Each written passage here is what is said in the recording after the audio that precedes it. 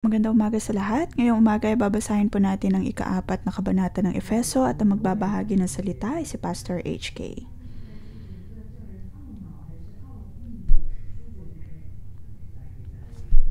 Magpapatuloy po tayo sa pag-aaral ng misteryosong kabanata ng Efeso. Aking hinahangaan si Pablo sa pagkakaroon ng espesyal na pagkaunawa sa mga espiritual na bagay. Sa totoo lang, sa espiritu,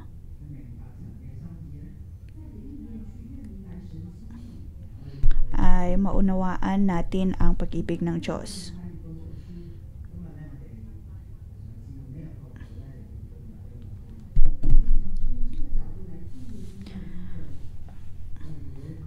Ngayong umaga ay gagamitin din po natin ang pananaw na ito upang maunawaan natin ang kabanatang ito.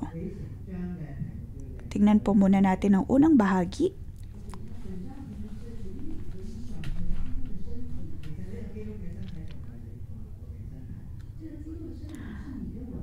Sa espiritu tayo ay magkakaisa upang lahat tayo ay may ayon sa isang katawan.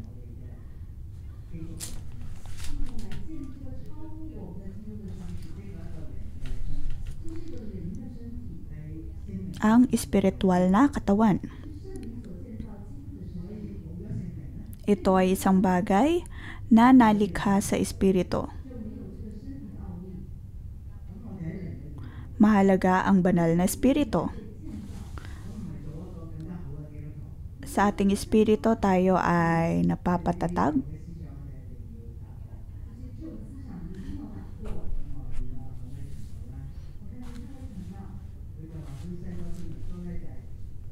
Nakita ko si Boaz nang siya'y bata pa.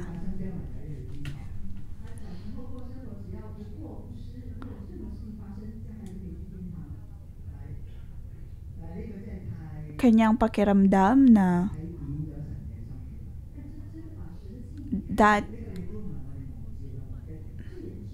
dati ay wala siyang espesyal na pakiramdam pagdating sa pagpunta sa langit.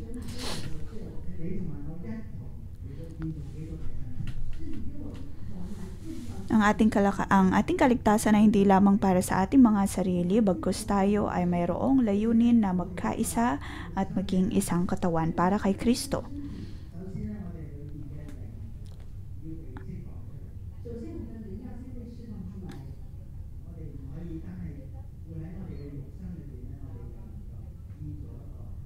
Hindi lamang dapat tayo nakatuon sa ating mga pisikal na katawan, bagkus ay dapat na maitatag o mapalakas din ang ating espiritual na katawan.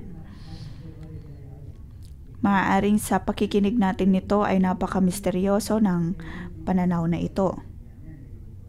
Bago pa man natin nakilala ang Panginoon, ang ating espiritu ay hindi pa buhay. Kung kaya naman tayo ay isang taong laman lamang.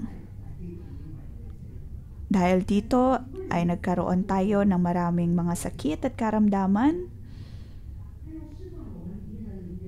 Ngunit dahil sa kamatayan ng Panginoong Hesus, tayo ay nabigyan ng bagong buhay.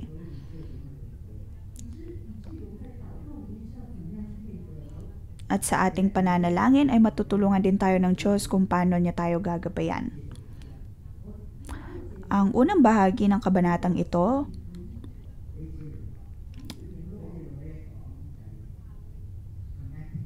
ay nagbibigay tuon sa pakikipag-ugnayan sa isa't isa. Magkaroon ng ugnayan, magkaroon ng interaksyon.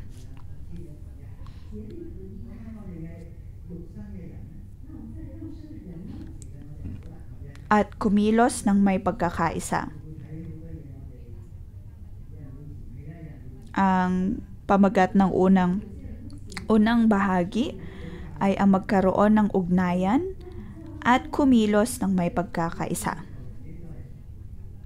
Madalas sa ating pakikipag-ugnayan ay mayroon tayong mababang pagtingin sa ating mga sarili, ngunit ito ay luma na o ang nakaraang buhay natin. Sa pamamagitan ng Espiritu, tayo ay magkakaroon ng pagkakaisa at hindi na kumikilos ng ayon sa laman.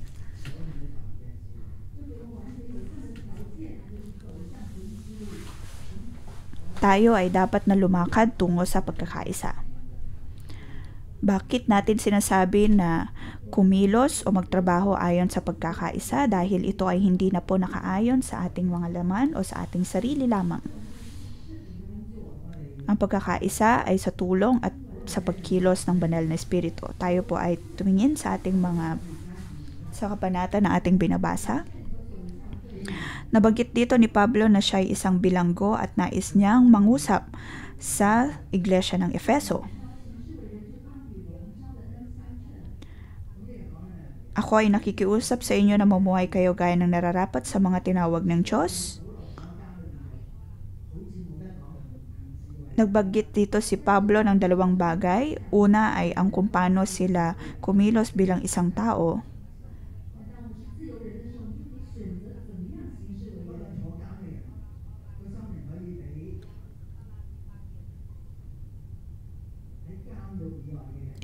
Isinusulat ito ni Pablo mula sa bilangguan.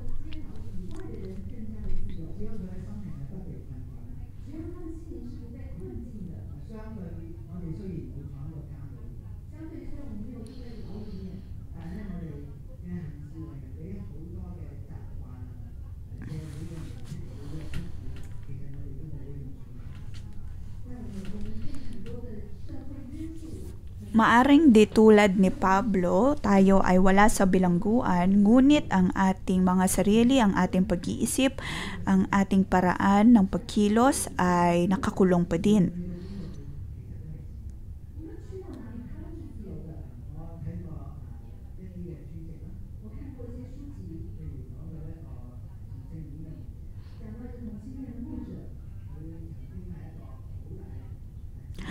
Mayroon akong nabasa na libro na mayroong isang pastor na nagkaroon ng problema pagdating sa homosexualidad. Nung una, siya ay isang taong galit na galit sa mga taong kasapi ng LGBTQIA.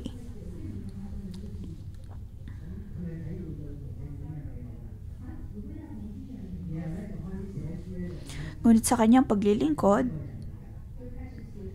at sa kanyang paglabas, ay napansin niya, naranasan niya kung gaano kalaya ang maging parte ng komunidad na ito.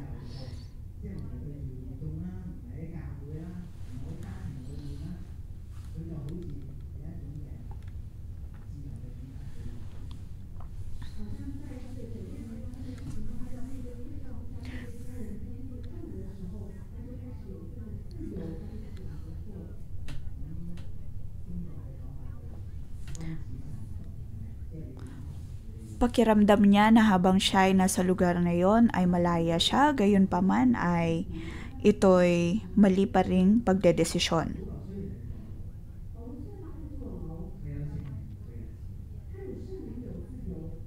Di tulad ni Pablo, gayong siya ay nag-iisa at siya ay nasa bilangguan, ang kanyang espiritu ay matatag at ang kanyang pananampalataya ay nanatili pa rin. Mayroon tayong kalayaan na magpumili, ngunit kailangan nating maging maingat sa pagpili. Sa unang parte ng kabanatang ito, nabanggit po kung paano tayo makipag-ugnayan sa tao. At sa verse 17 to 32 naman, ay kung paano tayo magkakaroon ng bagong buhay at kung paano ito makaapekto sa ating pakikipag-ugnayan. Bilang espiritual na tao, tayo ay pinalaya na ng Panginoon. Kailangan na nating lisanin ang lumang tayo.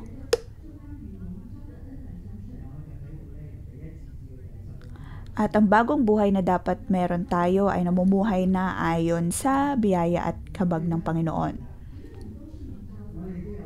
Sa verse 1 to 16, nabanggit po dito ang habag at biyaya na ating ipinapamuhay o ating natanggap.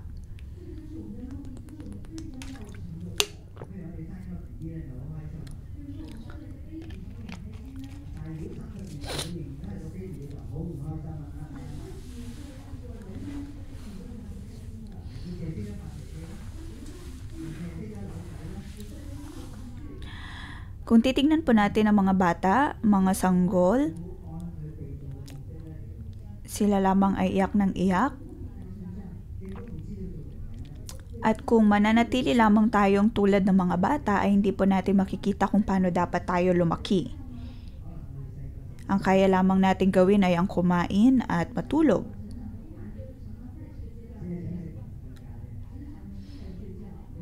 At kung mananatili lamang tayo sa ganitong estado, ay mananatili lamang din tayong kumakain at natutulog.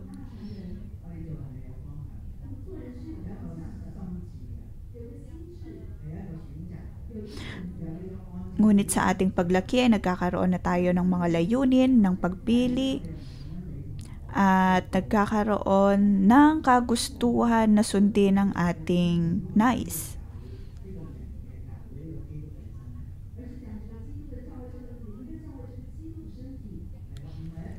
Ito ay hindi lamang para sa ating mga sarili kundi maging sa iglesia. Ang ating buhay ay hindi lamang mananatiling maging bata, bagkus ay tayo ay nagkakaroon ng panibagong identity. Tayo ay lalago at lalaki bilang tao na mayroong layunin at sariling nais. At mula dito ay matututo tayong makipag-ugnayan sa iba. Hindi lamang tayo mananatili sa pagiging bata.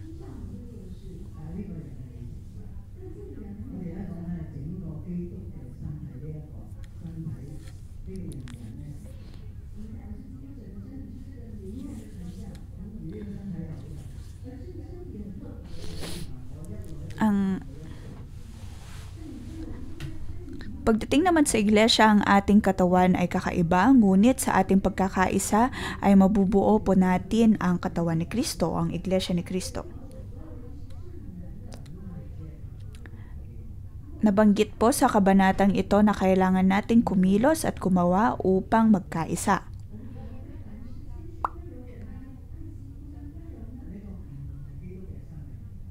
Nabanggit dito kung paano tayo magkakaroon ng pasensya at pag-ibig sa bawat isa.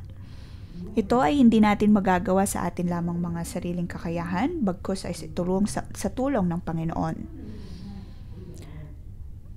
Mahalaga magkaroon ng pagpapakumbaba at pasensya.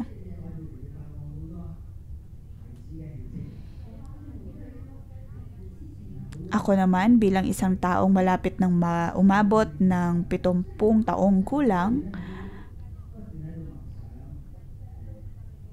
kailangan kong magpatuloy sa pagninilay-nilay at maging tulad ni Kristo. Ngunit maaaring ang aking personalidad, ang aking kaloob-looban ay hindi ganoon kalakas. Kung kaya kailangan ko ang banal na espiritu upang baguhin ako at palakasin ako.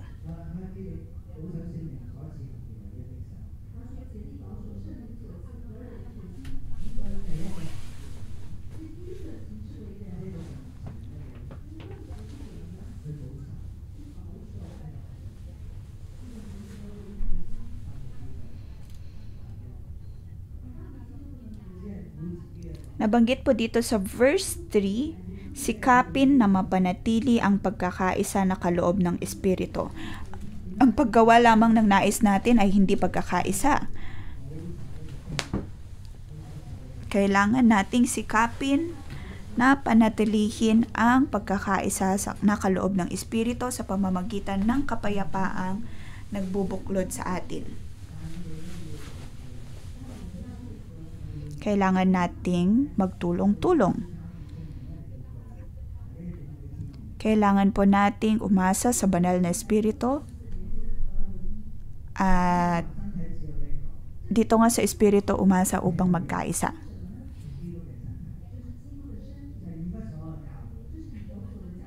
Sa ating pagkakaisa ay mapapabuklod din ang katawan ni Kristo.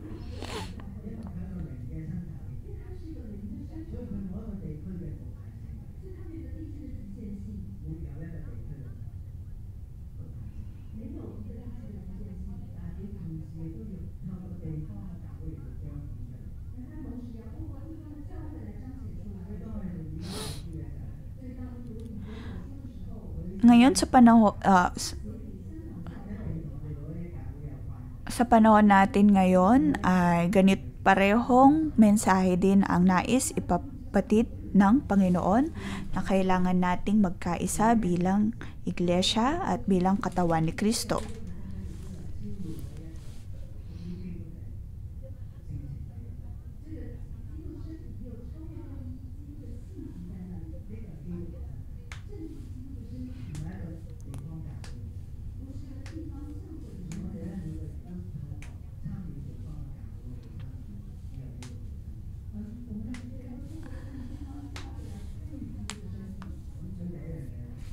Ang bawat tao ay maaaring makibahagi sa katawan ni Kristo.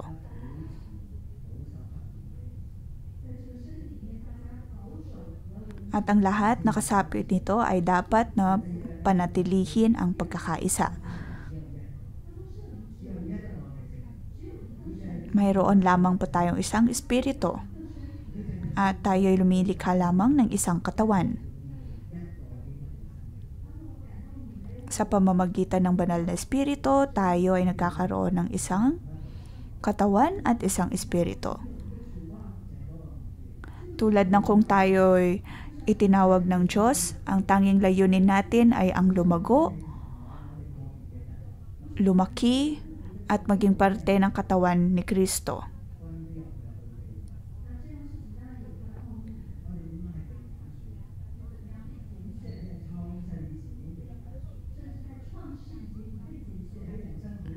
Bago pa manalikha ang sanlibutan, tayo na ay napili at walang aksidente o swertehan sa ating mga buhay.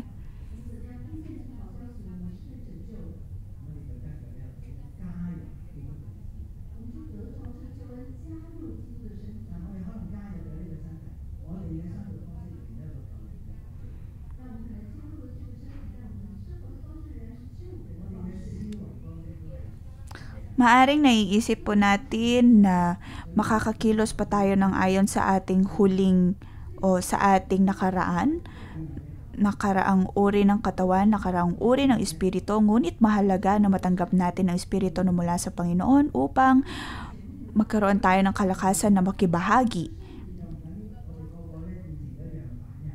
sa espiritu at katawan na nais ng Panginoon.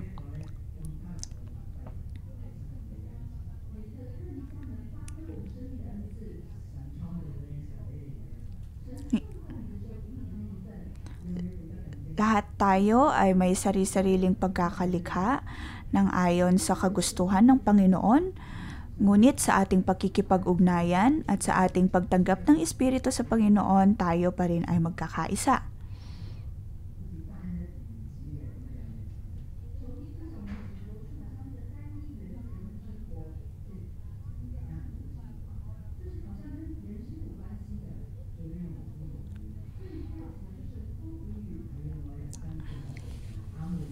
Matuto tayong makipag-ugnayan.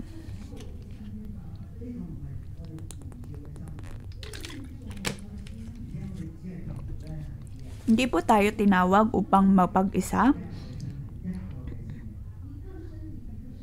Kailangan po nating tandaan na tayo ay dapat na makibahagi, makipagkaisa, magkaroon ng isang katawan, magkaroon ng isang espiritu, magkaroon ng isang layunin.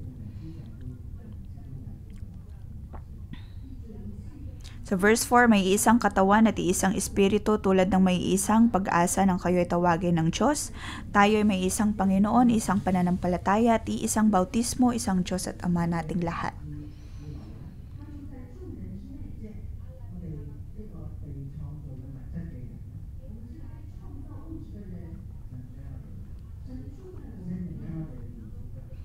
Tayo ay nilikha ng Diyos at siya ay nanatili sa ating buhay. Siya ang nagbigay sa atin ng buhay.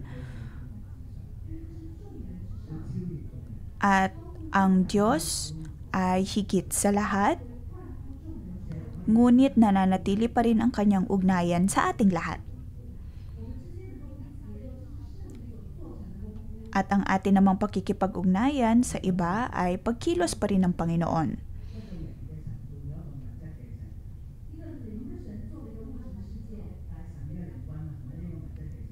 Atin pong isipin ang pananaw na ito, mayroong espiritual na Diyos na kumikilos sa material na mundo. Dahil ang Diyos sa langit ang siyang gumawa ng langit at lupa.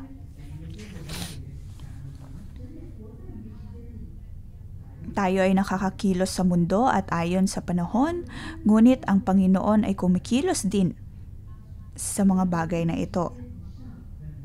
Ang Diyos ay hindi limitado ng oras at panahon, ngunit tayo sa material na mundo ay limitado pagdating sa oras at panahon.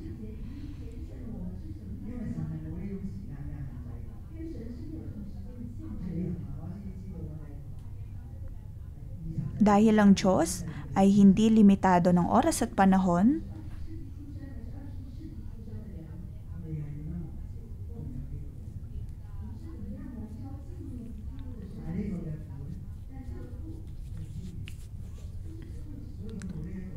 atin pong mauunawaan na ang Diyos ay kamangha-mangha at hindi limitado. Naroon siya noon, ngayon at magpakailanman. Kaya niyang iligtas ang tao sa kahit ano pamang panahon. Dahil sa kamangha-mangha niyang katangian sa kamangha-mangha niyang katangian ay natanggap din natin ang kaligtasan at maaari tayong maging kabahagi ng isang espiritu at isang katawan na inihahanda niya.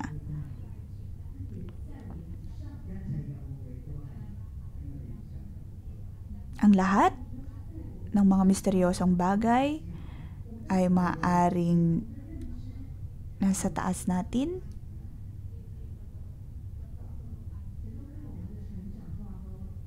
Ngunit ang lahat ng ito ay hawak ng Panginoon.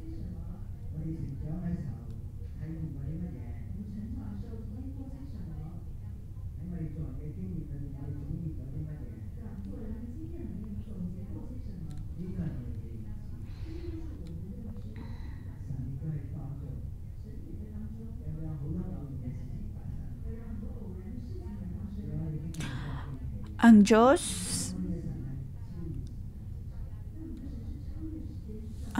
ang siyang lumikha ng ating buhay at siyang nagpapangyari ng bawat kaganapan sa ating buhay. Alam ng Diyos kung anong mangyayari sa atin, ano ang nangyari sa atin sa nakaraan at kung ano mang mangyayari sa atin sa kinabukasan.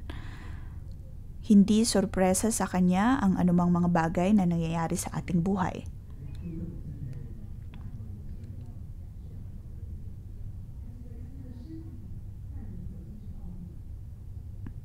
Siya ang Panginoong Yesus na tumutulong sa atin at marapat lamang na tayo'y mamuhay sa katotohanan ito. Sa 6:11 ay nakita po natin ang pagkilos ng Panginoon sa iglesyang ito. Alam ng Panginoon kung ano pa ang mangyayari sa simbahang ito.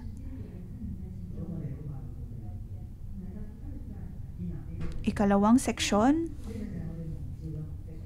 sa kabanatang ito, tanggapin ang katawan ni Kristo.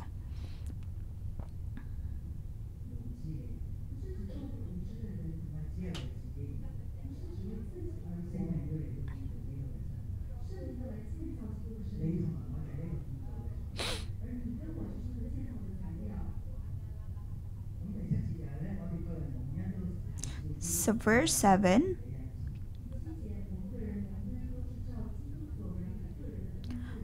ang bawat isa sa atin nakatanggap ng tanging kaloob ayon sa sukat na ibinigay ni Kristo. Hindi lamang po ito tanging kaloob, hindi lamang po habag at biyaya ang ating natanggap, pagkus ay nagbigay din ng Diyos ng tanging kaloob para sa bawat isa.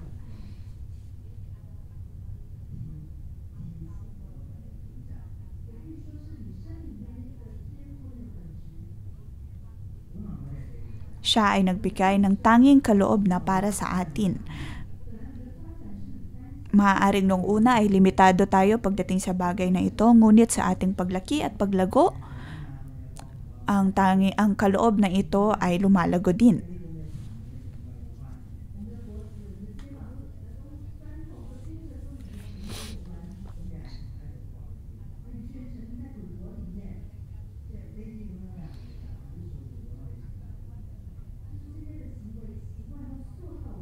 Halimbawa, mayroong mga taong adik pagdating sa pagsusugal at sa kanilang paglaki ay lumalaki din ang addiction nila pagdating sa bagay na ito.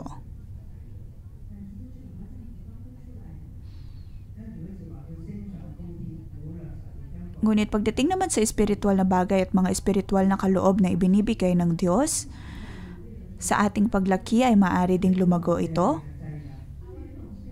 At Diyos ang tumutulong sa atin upang magamit ito sa ating buhay.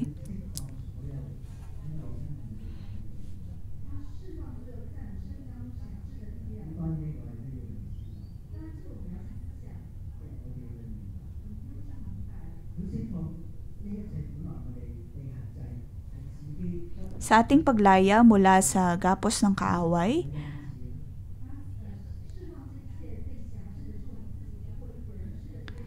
sa ating paglaya mula sa bilanggo o mula sa pagkakatali ng kaaway, ay matatanggap po natin ang kaloob na mula sa Panginoon.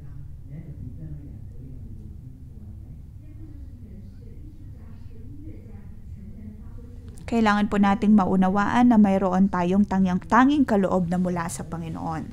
Tayo ay may iba't ibang mga kaloob na mula sa Kanya.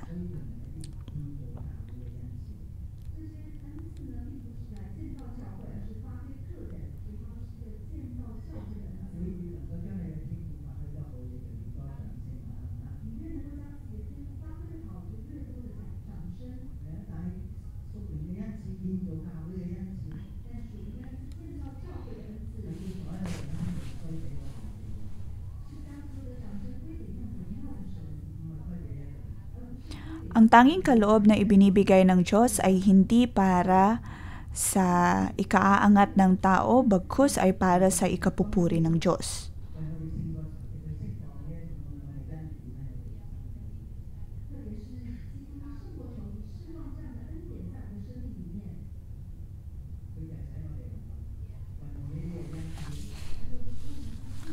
Nais ng Diyos na gamitin natin ang mga kaloob na ito upang maitatag ang kanyang iglesia.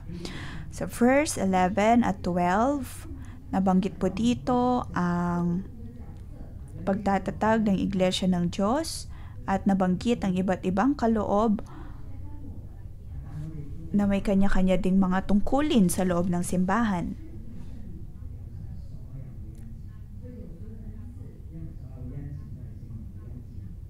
Ang lahat ng ito ay sa pamamagitan ng banal na Espiritu.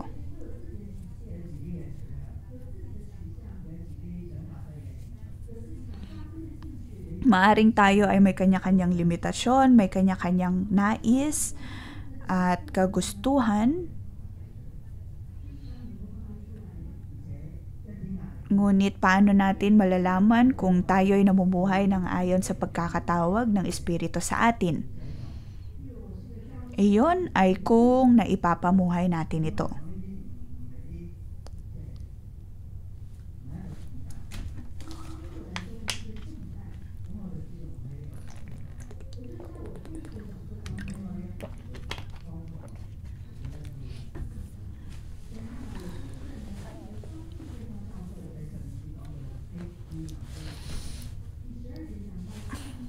Verse 12, ginawa niya ito upang ihanda sa paglilingkod ang lahat ng mga banal para sa ikatitibay ng katawan ni Kristo, ang iglesia, hanggang makamtan natin ang isang pananampalataya at pagkilala sa anak ng Diyos.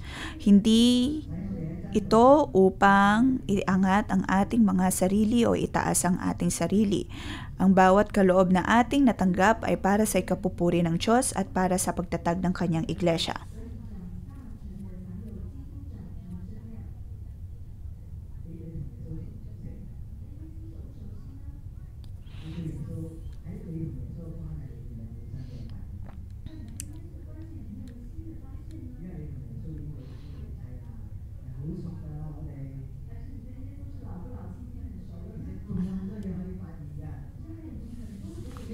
Maraming mga bagong bagay na maaari po tayong madiskubre o makita.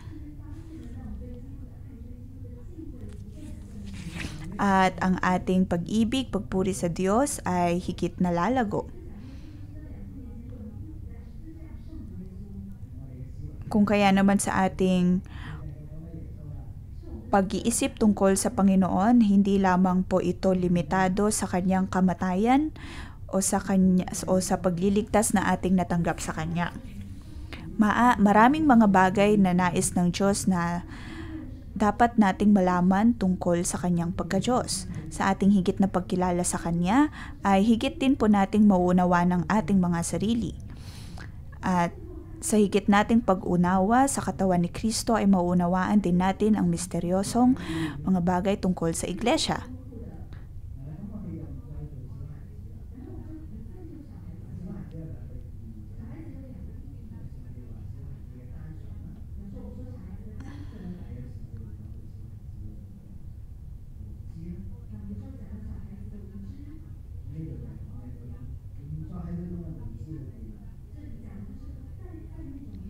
Hindi na po tayo mga bata.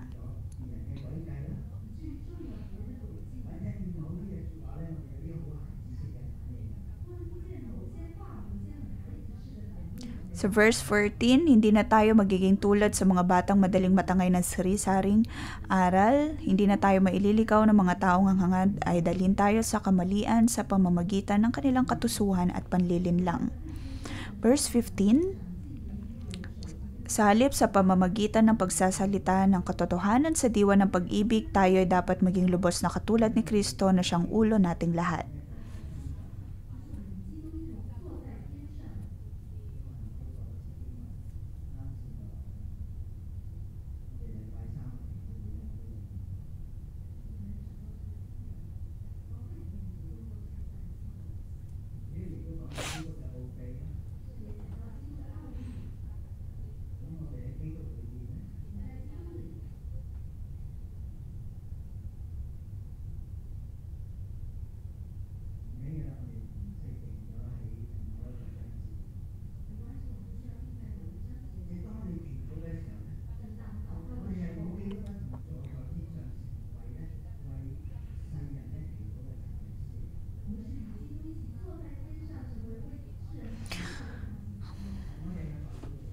Sa ating pananalangin, tayo ay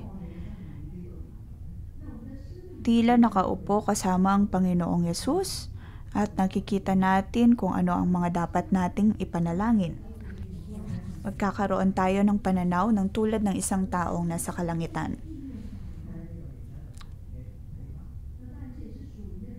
Ang ating pananaw ay hindi lamang ayon sa pananaw ng isang taong nasa lupa, bagkus ay ayon sa pananaw ng isang taong nasa kalangitan.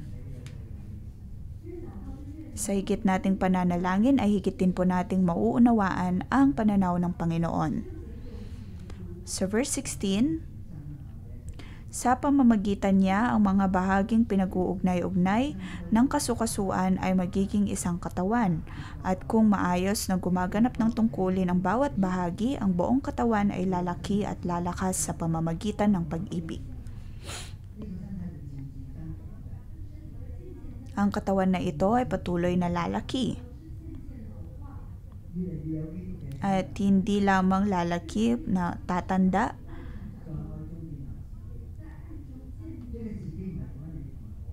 bagkus ay magkakaroon ng kapasidad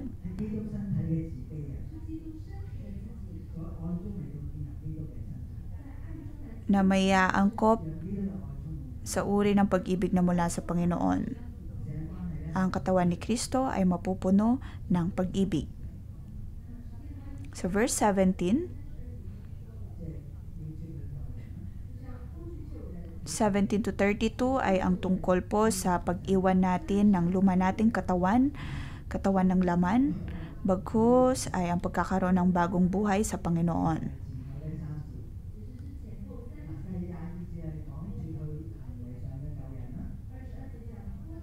Sa verse 22, napakinggan na ninyo ang aral ni Jesus at natutuhanan ninyo ang katotohanang nasa Kanya.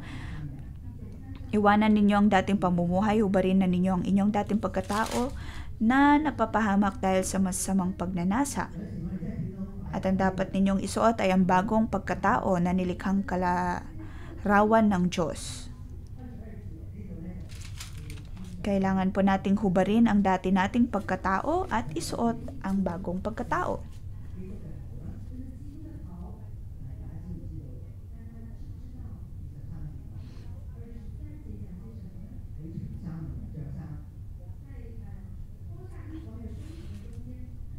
Hubarin ang dating pagkatao.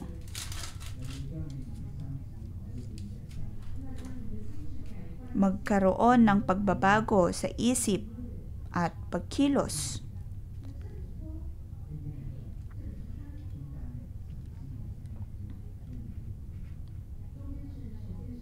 Magkaroon ng pagbabago sa diwa at pag-iisip.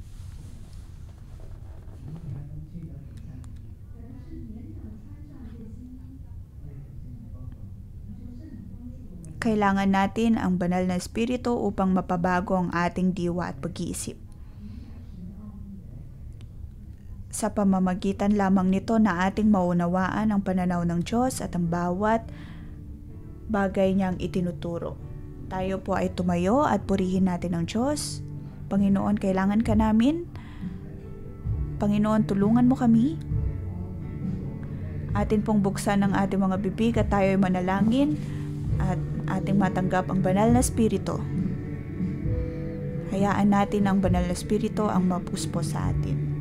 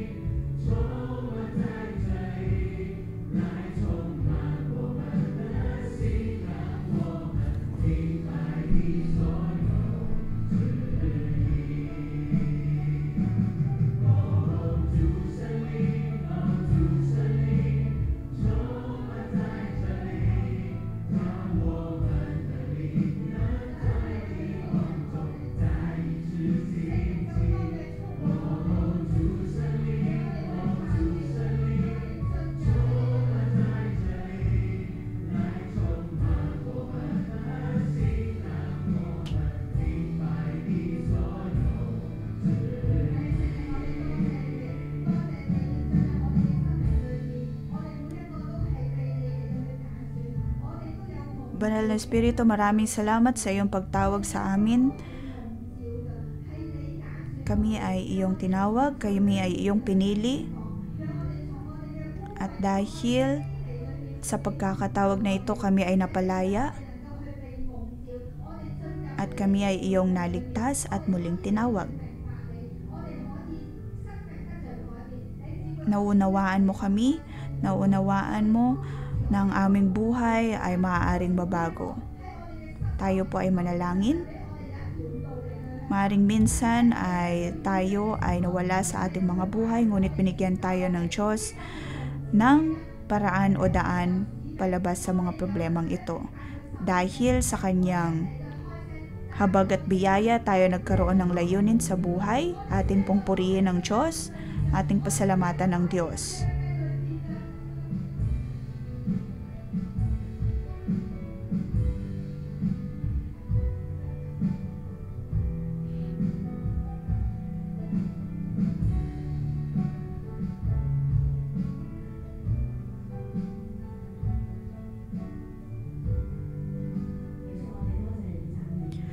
Panginoon, maraming salamat, pinapupurihan kita. Salamat sa iyong pagtawag sa amin. Dahil ang iyong habag at biyaya ang siyang namumuhay sa aming buhay at siyang nasa aming puso. Panginoon, pinapasalamatan ka namin na ngayong umaga dahil sa habag at biyaya na ito ay amin pong naunawaan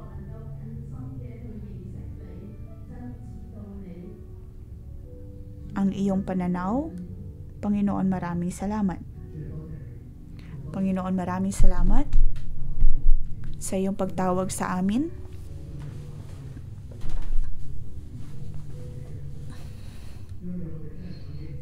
Kami ay iyong tinawag at ikaw ay aming nakilala. Kami ay napalago at maaaring mamuhay ng ayon sa iyong pagkakatawag sa amin. Sa aming buhay ay mayroon kaming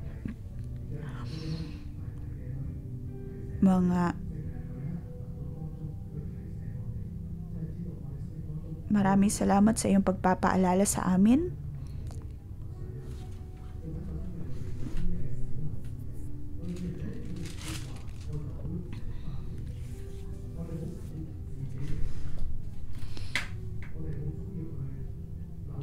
Gamitin po natin ang pagkakataon na ito upang magnilay-nilay at ating pag-isipan ng ating sarili kung tayo po ba'y minsan ay tulad ng mga bata.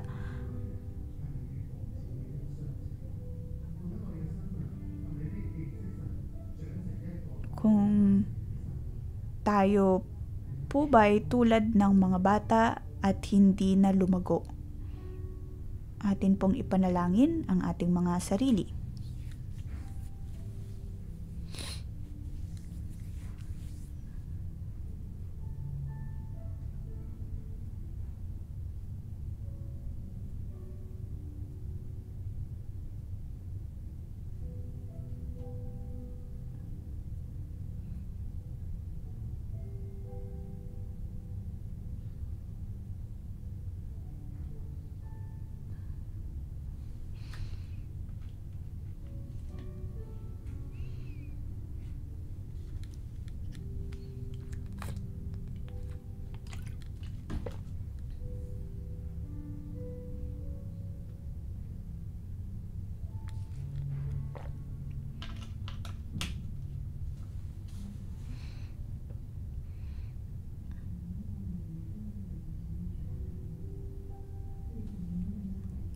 Panginoong Hesus, sa maraming paraan ay tulad lamang kami ng mga bata. Puno kami ng pagrereklamo at hindi kami naniniwala sa iyo. Panginoon, patawarin mo ako. Kung ang aking paningin ay hindi nakatungon sa iyo,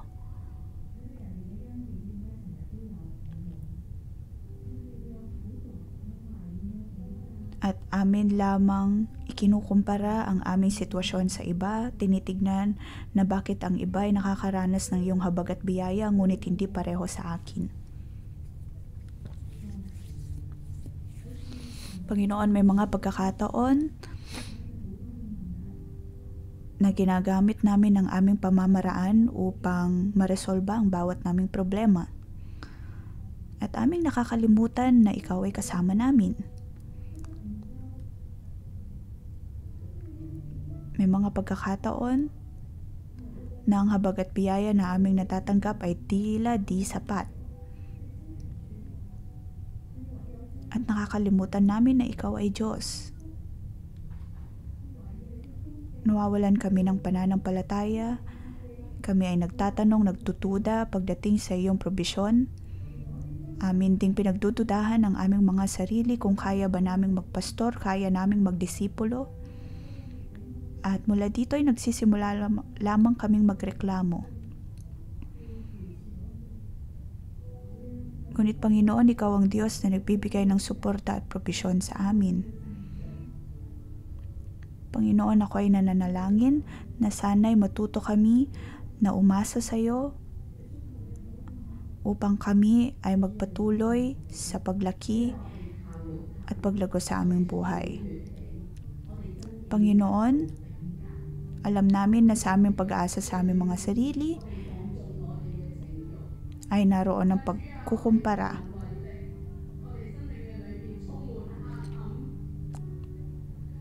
Kami ay puno ng kadiliman, ngunit ang nais namin ay sumunod sa iyo.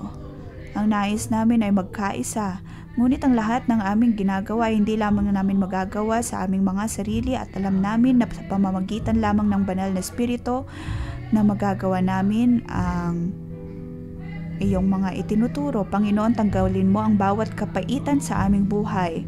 Hinihiling namin ang banal na Espiritu ang siyang pumuno sa amin. Panginoon, kami ay umiiyak sa iyo, kami ay dumadaing sa iyo. Nais po namin magkaisa. Nais naming maging isa sa iyong katawan.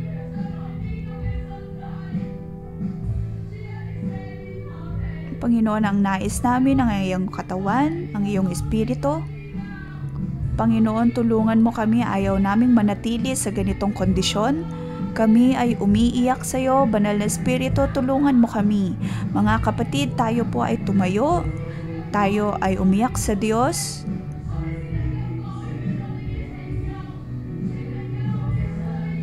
Ipanalangin natin na sana'y dumulog o mapuspos tayo ng banal na Espiritu upang mabago.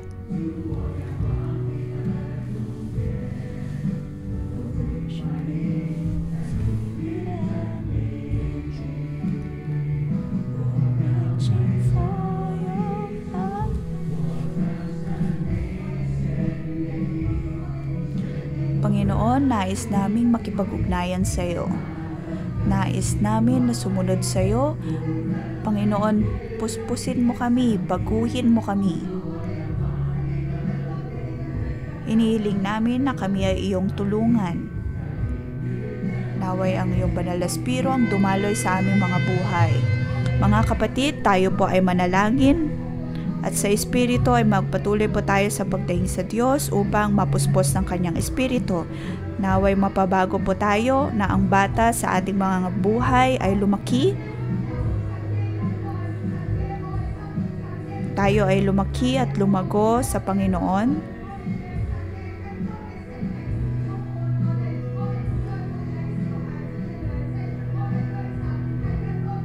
Hindi na tayo magiging tulad ng bata.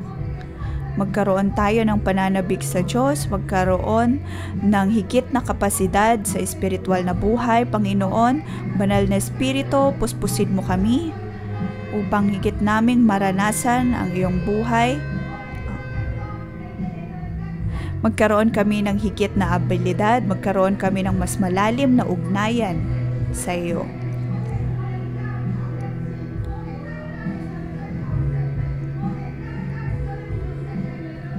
Nais namin ay banal na Espiritu. Nais namin ang banal na Espiritu na makipag-ugnayan sa amin. Mga bagay na sa tingin mo ay tuyo na sa iyong buhay, sabihin mo ito sa Panginoon upang iyong maranasan ang paglago at paglaki ng ayon sa banal na Espiritu.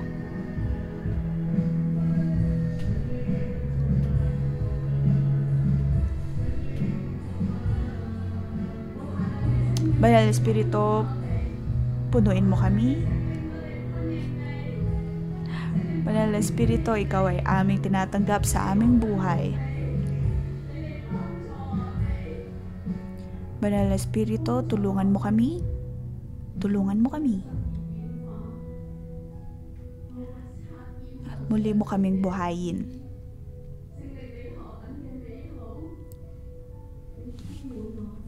Ikaw ay napakabuti sa aming mga buhay. Maraming salamat sa iyong pagkakaisa sa amin. Ang nais namin ay ang sumunod sa iyo.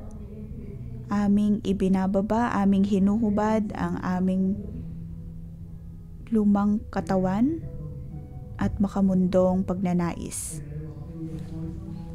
Panginoon, punuin mo kami. Naway magkaroon kami ng pagkakontento sa iyo. Punuin mo kami, O Diyos. Ang nais namin ay magkaisa, magkaroon ng ugnayan bilang isang katawan, bilang espiritu.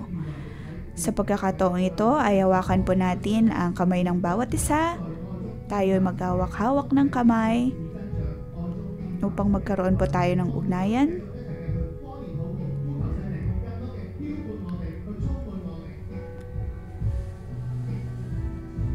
Tayo ay umiyak sa Diyos at tayo ay kanyang mapalago.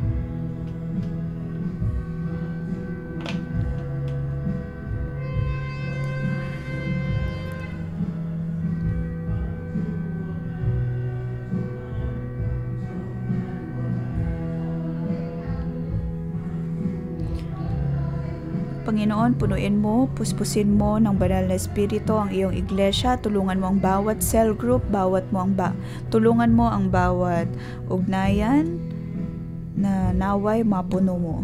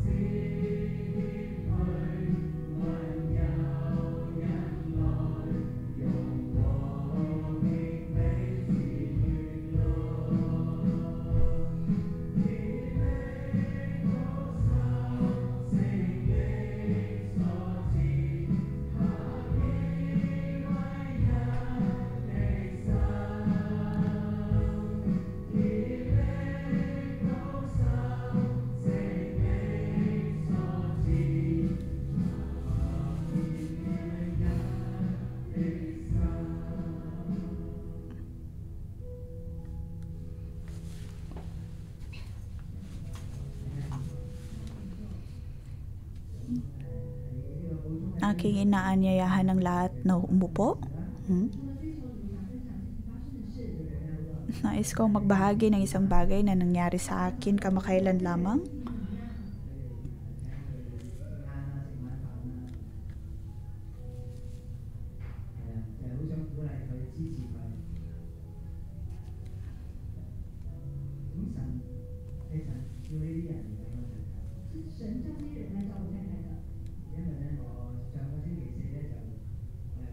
Noong nakaraang linggo, ako ay nagayat sa aking asawa.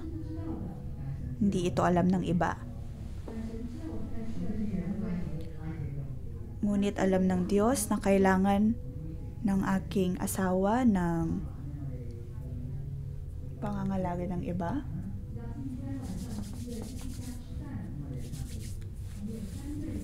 Kami ay pumunta sa bahay ng isang mag-asawa at doon ay mayroon 3 pang mag-aasawa. At kami ay nagkaroon ng hapunan at aming ibinahagi ang aming istorya, ang aming kwento. At kinuwento ko kung paano ako nagalit sa aking asawa. At tinanong ako ng mga tao, ng mga kasama namin nung gabing iyon.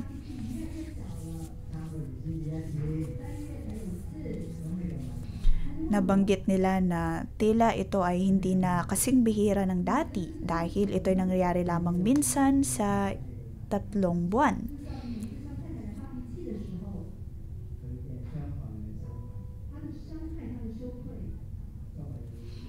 Ngunit may isang nagsabi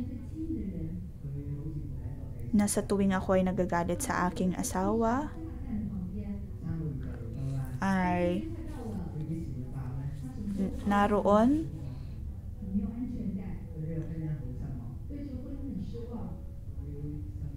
ang kalungkutan sa aking asawa.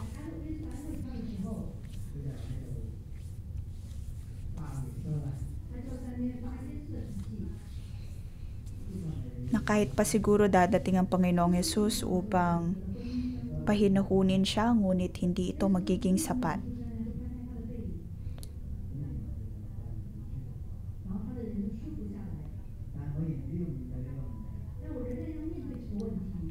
Kailangan kong harapin ang problema na ito.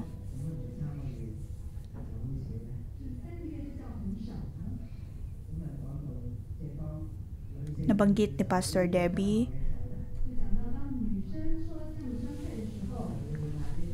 na ang mga kababaihan ay nasasaktan sa ganitong mga pangyayari at maaaring hindi nila sabihin ang kanilang pakiramdam at magkakaroon lamang ng supresyon.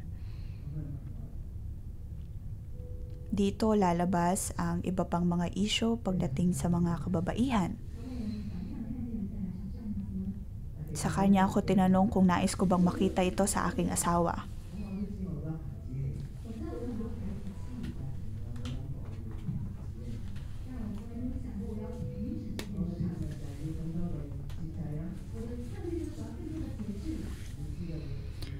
Kailangan kong kontrolin ang aking sarili.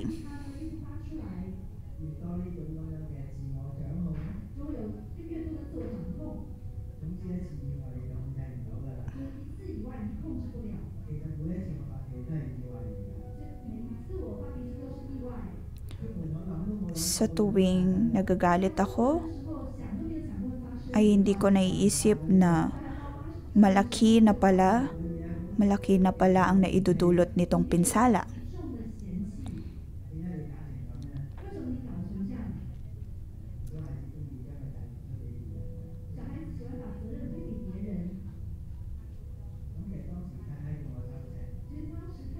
Ang galit ko ay napunta lamang sa aking asawa.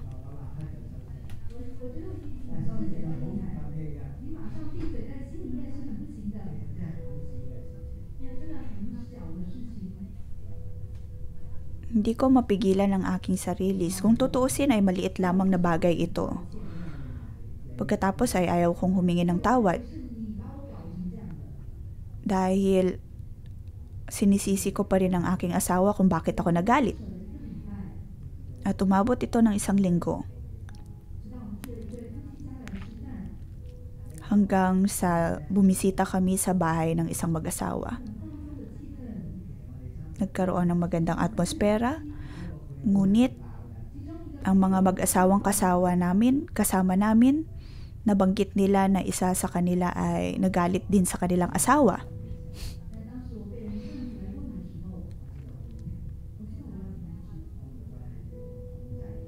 At doon ko napagtanto na kailangan ko ring kontrolin ang sitwasyon. Kailangan kong humingi ng tawad sa ganitong uri ng galit na mayroon ako. Ako ay nangako sa aking asawa na sa aming 10 anibersaryo ay nangako ako na hindi na ako magiging tulad ng isang bata na nagmamaktol.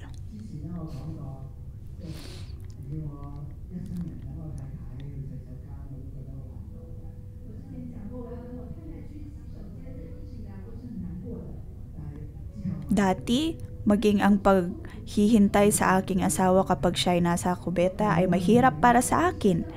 Ngunit, ngayon ay gumawa na ako ng desisyon na hindi dapat ito mahirap na gawin para sa akin.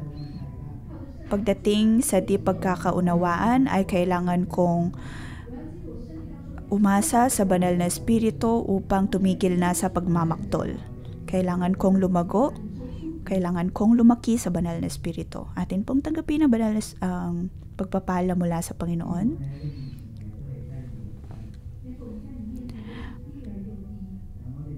Panginoon, Ikaw ay kailangan namin. Kami ay napili dahil lamang sa iyong habag at biyaya.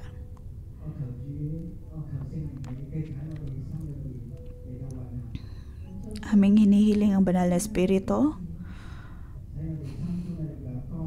na kumilos sa aming mga buhay. Tulungan ang aming kaloob-looban na maging matatag at magkaroon ng tamang pagdedesisyon. At iwan ang pagmamaktol na ito na tulad ng isang bata. Magkaroon nawa kami ng pananaw at katangian na tulad ni Kristo, na hindi lamang kami nakatingin sa aming sariling mga emosyon, bagkus ay magkaroon din ng konsiderasyon sa emosyon at pangangailangan ng aming mga asawa at ng mga taong nakikipag-ugnayan sa amin. Panginoon, naway magkaroon ng kapayapaan sa aming buhay.